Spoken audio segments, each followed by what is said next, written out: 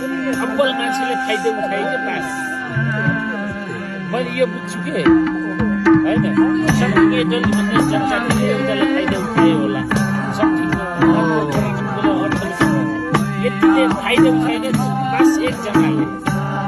त्यसपछि आफ्नो आसपासले खाइदियो उठायो बात अरूको हकिक भयो यो डन भन्ने शब्द चाहिँ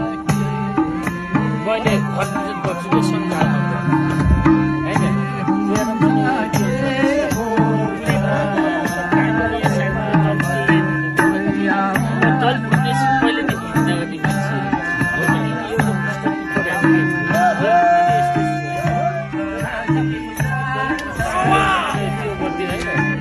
जनजाति भिडियो गरिदियो यो गरिदियो होइन त्यसमा हामी के गर्यो सबै चलचाउन